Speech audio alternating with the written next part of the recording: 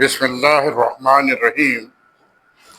آج سے ہم انگلش ٹیکسٹ بک جو میٹرک کلاس کی ہے، book 2 for class matric syntax book board کی ہے، اس کی ریڈنگ کا آغاز کر رہے ہیں۔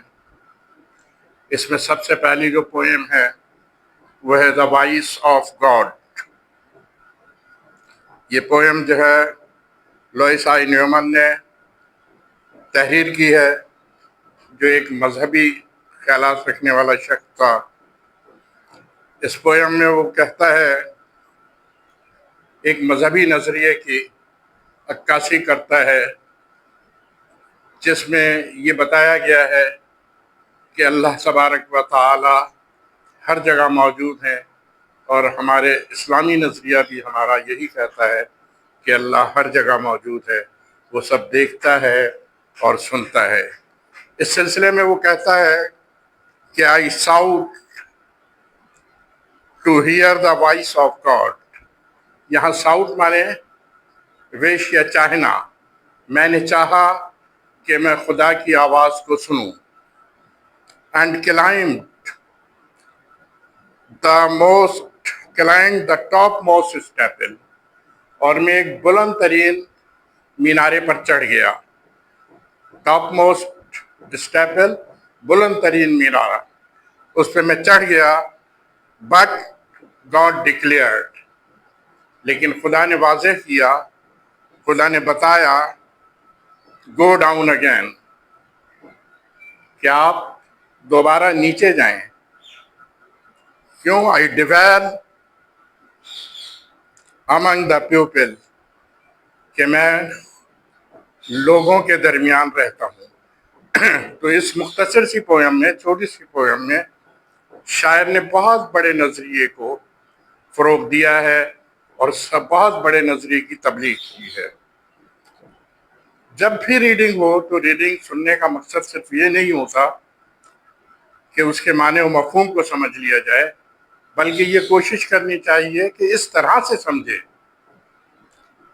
کہ وہ بات سمجھ میں آئے، اور اس کے تحت جو MCQs آتے ہیں امتحانوں میں اسے بھی حل کر سکے، اور سوالات کے بھی صحیح جوابات دے سکے۔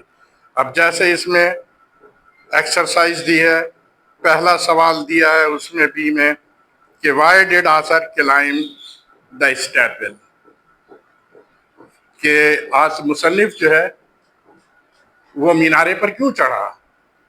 تو اس کا جواب اسی پویم میں دیا گیا ہے، لیکن اس جواب کو لکھنے سے پہلے یہ دیکھنا ہوگا سوال کی نوعیت کیا ہے۔